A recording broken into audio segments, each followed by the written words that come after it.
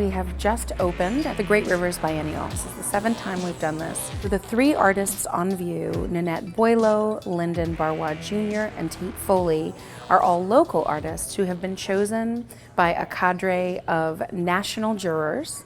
Tate Foley is an artist who works predominantly with text. It started as a way of trying to understand and work with the language of protest, thinking about language in mass media and what different factions use what types of language, what's vernacular, what that means. I'm a printmaker by trade, and so I use that printmaking language quite a bit to look at my work in a way that feels like it's being done over and over and over and over and over. I really like that idea. And I came to these structures that you see around here with the intent of them looking like these individual flat billboards or bulletin boards that had been ratcheted back together to give them more volume or give them more space. Some of them look crudely constructed, like they almost could be shelters. They could be these broken, fallen down billboards, which might have been their original intent or purpose. Or some of them look like barricades or barriers, sectioning off 2 sides so that people on one side see one thing, the other people on the other side see something very different. The language is broken down in this phonetic spelling, deconstructing something to its most basic parts so that it can be reconstructed after that. The language of protest really started hitting me in the last couple of years in St. Louis, how it's almost like we started pinning certain words to specific events, like occurrences, even specific people in media. The words they used, they felt like big or charged words, and then when I broke them up into their individual phonemes, they spelled these much smaller words. Something like sit, sit, sit, sit, sit over and over if you read it left to right, but it's saying something different going top to bottom.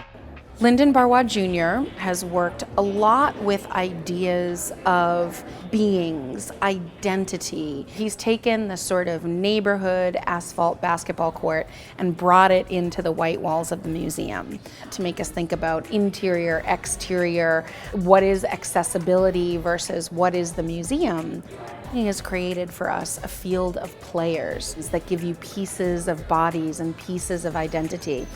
Nanette Boileau is an artist who has really trained her camera's eye on the Northwest Territory, on the idea of the Northwest of the US, and on the myth and the ideas that we have and assumptions that we have about the cowboy, capital C, America, capital A, making us think about the Marlboro Man, our ideas of what westward expansion is and how we think about the formation of this country.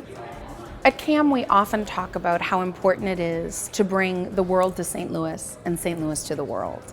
And this kind of permeability between the global art world and what's happening in our own backyard is beautifully revealed when we have the Great Rivers Biennial in concert with artists from other places. So on view, along with the artists from the Great Rivers Biennial, we are also showing works by Mark Bradford.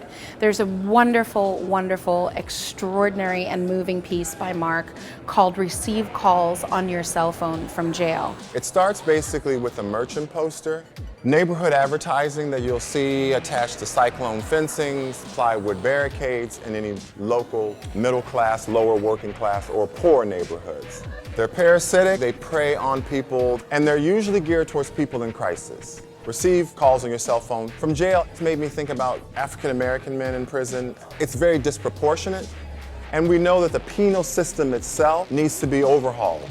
There's a huge, huge fragmentation of the families. This particular system, you call in, they will route the call, but they'll reroute it for 3 times more. This is a detail of a larger problem. I wanted to feel like there were these land masses and there were these areas of water or liquid in between them.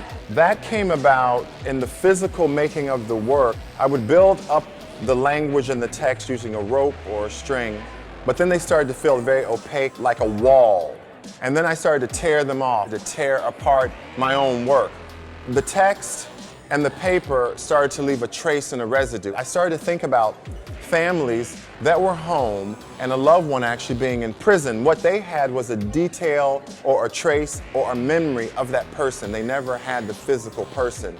I worked on each piece individually. I wasn't thinking about making this large sort of design landscape, but I put them together and it kind of created this accidental landscape. It's not designed to always go in that same order all the time.